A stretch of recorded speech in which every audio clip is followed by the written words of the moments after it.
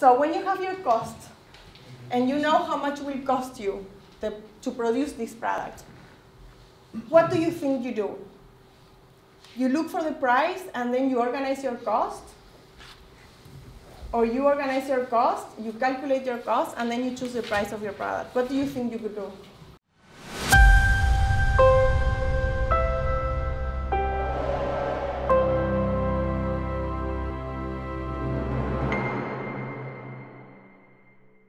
So can everyone understand English? Of course, if you have questions, you can do it in German. And also, these slides are in English, so I think it's easier for everyone.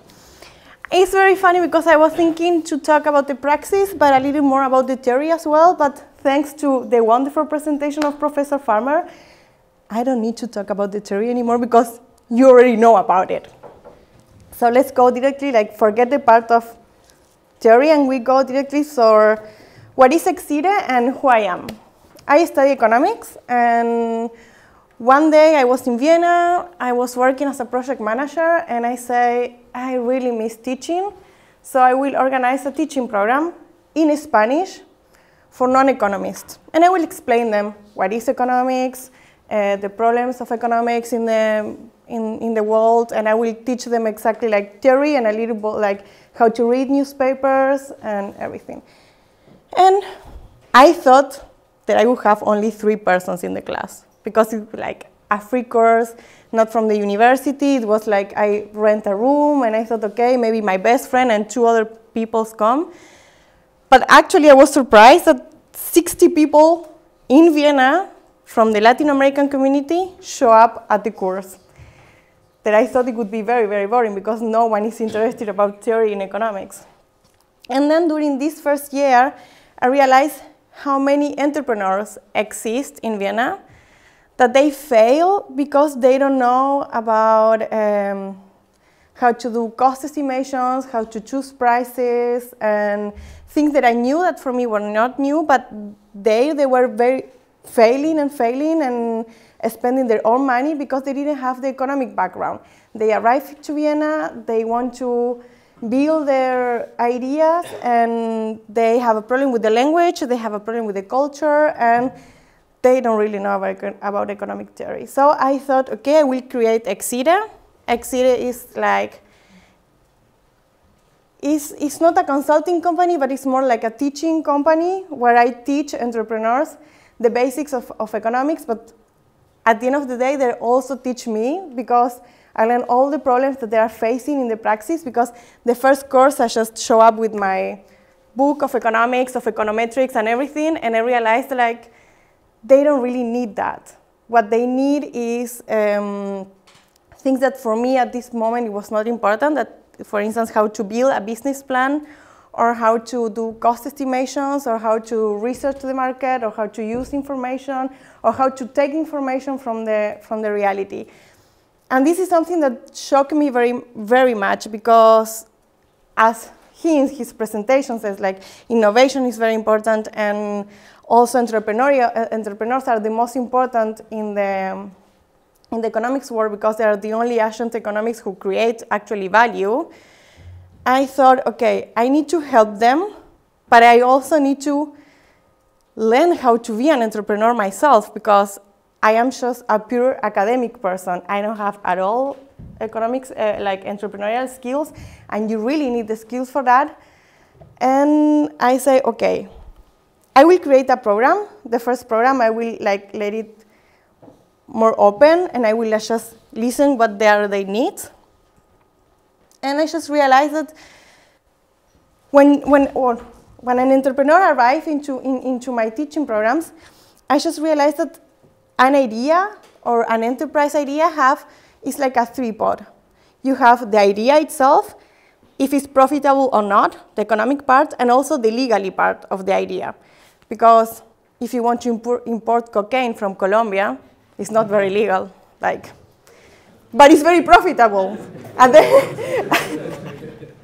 then you have other problems, like ideas that are very, very good, they are legal actually, but they are not profitable at all. But if the people doesn't know how to realize if the idea will be profitable or not, they may lose all their money and maybe all the savings of their whole life. So it's very important.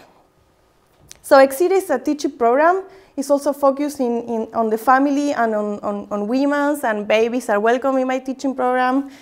And so after 3 days of learning in this conference, I know that you know what is economics. What is economics?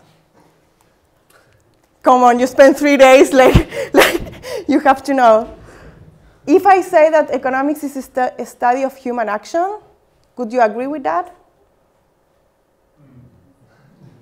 No? Yeah? A scarcity of resources? Yeah? Yeah, it's allocate scarce resources according to most efficient and effective way. Great. Perfect. You know, I didn't have to repeat it.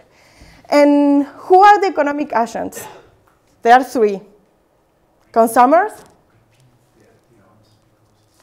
Okay, is this like you? Do you want to repeat it? Like economics is a science which deals with allocation of the scarce resources. The scarce resources, yeah. Efficient and effective. So what he says, like, is a social science who deals with the scarcity of resources to look for an end. And also what I would say is the study of praxeology if you follow Mises. And praxeology is just human action based on the scarcity of resources. And who are economics agents? We have the customers or the consumptions. There are the families, the students that they only consume. We have the entrepreneurs who are the only one who create values. And we have the state who take taxes from the entrepreneurs and distribute into the customers. I like this picture, but so, okay, I was thinking to explain you why entrepreneurs are very important, but after the talk, we can forget it. Entrepreneurship, okay. This is very important. When one of my students come to my teaching program, they want to know, they have the idea. For instance, they want to open a restaurant. And they don't know which kind of permissions they will need. They don't know how to do the marketing campaign, because when I was only an economist and I was not an entrepreneur, I thought that marketing was not important at all. I thought that if the product is good, it would like sell by itself. Actually not. Like the reality showed me that I was very arrogant. I was a very arrogant economist, because marketing and a good campaign and knowing social media and knowing your niche and your customer was very important. Also, knowing how to handle data. And when I'm talking about data, I'm not talking about models, mathematical models of big data. It's just to know how to read cost of your product, how much will cost you to produce the product, and what are your competitors. Your competitors are actually your best friends when you have an idea, because you will see in what they are failing actually, what they are really doing good that you can copy, and what can you really improve in this idea. And you can have, like also the idea have to improve the market in a way that cannot ruin your competitor, because it's not only about that. It's like trying to make a better product for your customers, because at the end of the day, the most important thing is to make happy your customer. And then to process all these informations, it should transform it into knowledge, because information and knowledge is actually not the same. Information is data that you can collect, and knowledge is how when you process all this information with all your cultural, your history background, your hours of experience in something, into transform it into really good product. So being an entrepreneur is not easy, and it's not something that, there are entrepreneurs that are born entrepreneurs, but also you can grow your skills when you know how to handle data, when you know what do you want, and when you are passionate about what you really want to sell, it's easier because it requires a lot of work, not only in the idea itself and make it better, but also to find the permission, the legally permission to it, and also to make it profitable. This is a very good book, Competition and Entrepreneurship. For me, it's a mandatory book. But also there is another book that when you realize that you are not Elon Musk or Bill Gates, there is another really good book that the name is Unleash Your Inner Company, and it will help you to look at your passion and then make a business out of this passion. It's a very good book. And what is important? Oh, I wanted to ask this question. So when you have your cost and you know how much it will cost you to produce this product, what do you think you do? You look for the price and then you organize your cost? Or you organize your cost, you calculate your cost, and then you choose the price of your product? What do you think you could do?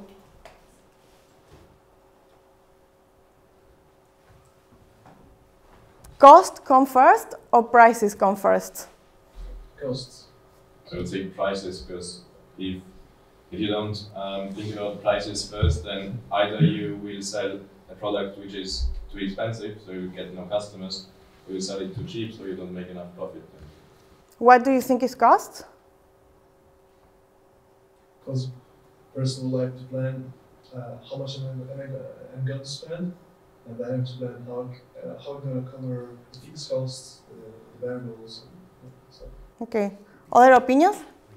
So he thinks that prices, because we have to know how much the people is willing to pay, and he thinks that it's cost because we need to plan in order to see if it's profitable, the business, or not, more or less. Others' opinions? Come on, guys, it's the last talk of today. Let's be like more positive. Both. I mean, both? I don't think I could make a decision without having both information. Okay, both, because they don't know if you need both information. Well, I'd say if it's first the price, then... first the price? No, if it's first the price, then if the price is good and you're going to sell it, then you probably would have too high costs because you don't care about having low cost. So probably the cost side will be the first one to figure out, and then afterwards the price. So cost first and then prices. Well, I will just tell you a story. You know Adam Smith? All of you know who is Adam Smith. We can assume that he was the father of economics, more or less. It's not true, but let's assume that he's. And he wrote this wonderful book. What is the name of the wonderful book? Perfect. The Wealth of the Nations. And he was writing this book, and he sent this book to a friend. His friend was? David Hume. Great. And he said, "Dear David Hume, I send you my book. What do you think about it?" And Hume answered to him and say, "Oh, dear Sir Smith, I'm very glad to receive your book, but you have a problem with prices." And Adam Smith says, yes, I have a problem with prices, but I don't know how to solve it. So David Ricardo came into the story, then we met Marx, all the classics, and when the problem of prices was solved?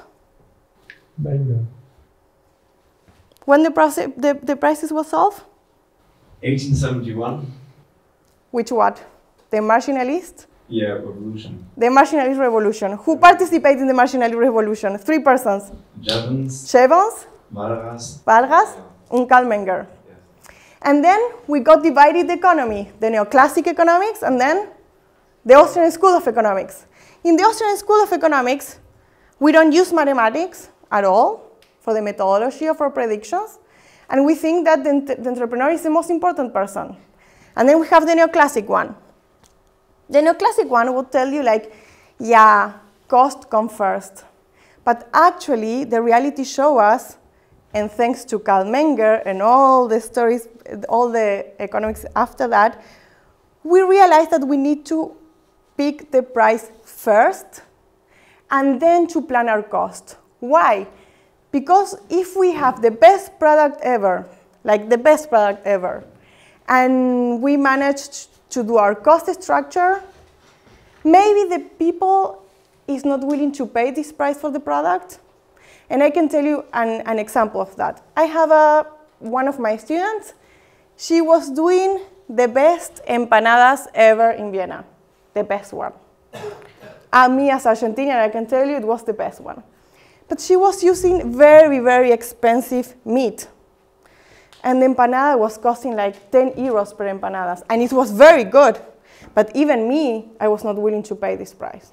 So she was being profitable in the way that she was extracting the cost, very good. Then she said, okay, I will need to make at least like 10% of it.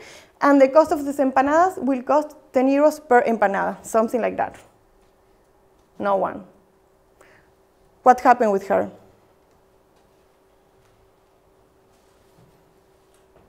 She's working as a secretary because, because she couldn't sell these empanadas. And don't get me wrong, I have other student, she's from Paraguay, and she said, okay, she came with her baby, it was very funny, but very nice, to my teaching program, and she said, like, I want to do a catering, and I want to sell empanadas.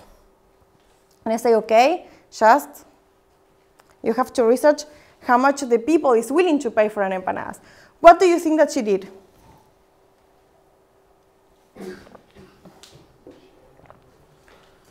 Come on, it's not very difficult. I would go to a restaurant, to a Mexican restaurant or Argentinian, and Perfect. just check how much they take. So she not only did that, but also researched in all internet to see how much the people was willing to pay and if it was profitable to sell them frozen or cooked. And that's when a very important point that most of the people, including me, was underestimating, it was your business plan. When you do the cost structure and when you choose the prices, you need to have a business plan, not only to present it for your investors, but also to know where you go, how you go, and why you go, and who is going to be your market. If your market is going to be Austrian or the Latin American community, because my taste for empanadas is different from a person who is Austrian or German, because we have different tastes. And yeah, so this was one practice case. The other one that I faced, so clearly, what comes first, prices or costs? Prices. And why? Because we need to know how much the people is willing to pay for our product, and then to see if we can sell it this price or not. Then we have other problem, that is the legality of the things. And I'm not talking about cocaine, it was just an exaggeration, but one of my students was a tango teacher. And the problem that he had is like in Vienna, and thank you very much that we have politicians who knows about Bastiat and Hayek. I wish you the best in everything because it's excellent. I had a teaching tango teacher in my class, and the problem was like here in Austria, you cannot have like a Tanzen Academy, because if you have a Tanzen Academy, you need a lot of permissions, like incredible, and legally it's like very difficult and very expensive for someone who is going to just learn tango. But he didn't know that. So what he did, he opened a Tanzen Academy, and 2 days later, the government, knock, knock, do you have the permission for the Tanzen Academy? No, I didn't know that I need a permission and a special permission. No. You can be like a Tanzenschule without a permission and you don't need a permission, but if you are a Tanzen Academy, you have to have this permission, the Bewerberschein or something like that. So he had to pay 500 euros in a Strafe, in a fine, because he used the word academy instead of using the word Schule. And this can increase your cost a lot, because if you are like an entrepreneur who is starting, 500 euros, you know that is a lot of money. If you come from Latin America to here, like 500 euros is a lot of money. is not only one thing. It's like you have a lot of permissions that you need to accomplish, and that is very difficult. We are not talking about only taxes, because taxation, we know that it's very expensive when we try to start our business. But also you have these useless regulations that doesn't make our life as entrepreneurs difficult and expensive for things that are not very important, because Tanzschule and Tanzen Academy, I can maybe understand if you're like in a pharmacy and you need someone like you know how to sell medicaments, okay, but Tanzen is like completely stupid. Sorry for my French.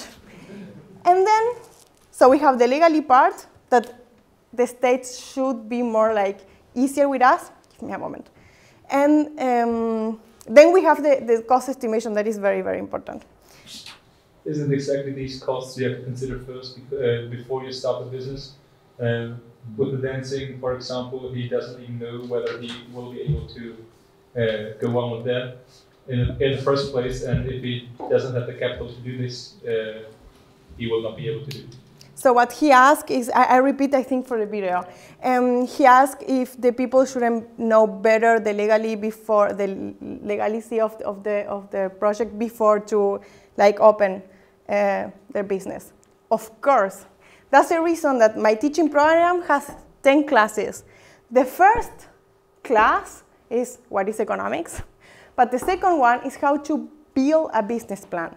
And why I think it's very important to build a business plan, and I'm not thinking like writing 30 pages that no one read ever at all. I'm just thinking about like a conceptual map, that you have a map, and you say what I want to do, how I need to do it, how much will cost it, and how type of business, because it's not the same to sell empanadas than to sell tango, or I don't know, to open a pharmacy or to do stocks or buy cryptocurrency. It's not exactly the same business.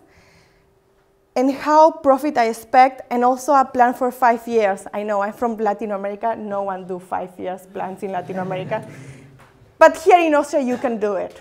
You can actually do it. And the innovation that I need, or what do I really need to know about the market? That's the first thing that you need to do as entrepreneurs. And please, please, I ask you, and I beg you to do it, just to sit down and think about your idea, how you're going to do it, and what help do you need, how much do you think it's going to cost, because it will solve a lot of problems. And also, these moments of creativity are the most important moment for an entrepreneur. I always say to my students, after this class, you go to your house, you take a bottle of wine, a glass of wine is enough, and you start to think about it and to write about it. Then you can follow a plan. And when you follow a plan, you not only are going to sell this to your investors, but also it's going to be easier for you. Because the problem is like when you have an idea and you start to research about this idea, it's like doing a PhD. If you don't have very clear in your mind what do you want to research, you may get lost. And if you really get lost, you can finish like doing anything different that you wanted. And you really have to target your market. Who is going to be the person who is going to buy you? Because if you don't really target your market, and if you don't really know who is going to buy you, you will get lost, because the attraction that you generate in a market is the repulsive that you generate in the other. It's not the same to sell a shampoo for a blonde person that for a black hair person. It's not the same. And if you like sell a shampoo for a blonde person or like a blonde hair person, the people who have gray hair will never buy you. So you have to really target your market and focus your marketing campaign on it and your niche. Don't believe that you can sell the product everyone to everyone. Okay, I hope you do, but probably Bill Gates is not thinking about the people who is buying Apple, and the people who buys Apple is not the same that buys Microsoft. The people who buy, I don't know, Peugeot, it's not the same that the one that buys like a Rolls-Royce, for instance, a car. You really need to target your market and to know your market and put a name on it and just know if they use Facebook. Because if you have, for instance, I had one of my students, she was selling wine, very expensive wine of Argentinian, very expensive. And she had a market, but the market that she had was not using Facebook because it was big business, rich men who were not ever in Facebook. They were maybe in LinkedIn. They will for sure not be in Instagram. So you will not waste your time and your money on that. That's what makes you different. You have to know your market. Don't believe that you can build your idea or your product to everyone, because this is impossible. Not even Steve Jobs could do that. I don't know how much time I have. Oh, I have only 5 minutes. And data is important. And I know that I will repeat it and repeat it and repeat it because we have Austrian economists who tell us like mathematics is not important, something that I agree because prediction, with mathematics we cannot do that because it's a social science. But we really need to know the data of our customer, the data of our market, who we are going to sell, how it's going to do it, the regulations behind it. It's not only to have an Excel and to know a little bit of statistics. I'm not like asking you to know, I don't know who was, I don't remember. I study statistics and I remember right now a very important person of statistics. Can you help me out? Oscar Morgenstern. You don't need to be Oscar Morgenstern to sell a small product, but you need to know how to get the information. And how you know that? Being passionate about the product that you want to sell or the services. So if today you go back to your room and you realize that, yeah, entrepreneurs are important, and thanks to this professor, we know why, and I really want to build my idea, I need to build a business plan first, fix a price, just research how much the people is willing to pay for these services. For instance, me, I will never make money with Exire. Because people from Latin America, first of all, they don't have a lot of money who comes here in Austria. And second, who will pay a lot of money for economics? Like, not even me, like, not even me, like. So, know how much are you willing to make and how much the people is willing to pay, and that's only about data. Target your market, and what was the last time? What was the last part? Business plan, cost, data, target your market, and there was another one. List prices. Right, prices. So conclusion, entrepreneurs are the only ones who create value. Taxation is? Sorry. Target a market, and you can do it, believe in yourself. We don't need to we are not on, there are entrepreneurs who are born entrepreneurs, but you can build your skills. You can really build your skills. Data is important, and if you don't know something, just ask someone who knows. We are living in the 21st century. Google, YouTube, emails is just one click away from us. So if we have an idea, probably there are someone in internet who have done this idea or are doing this idea. Just connect with people. Don't be afraid. Ask.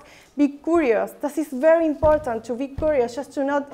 And being here in this conference already show how curious you are, and that's very, very good.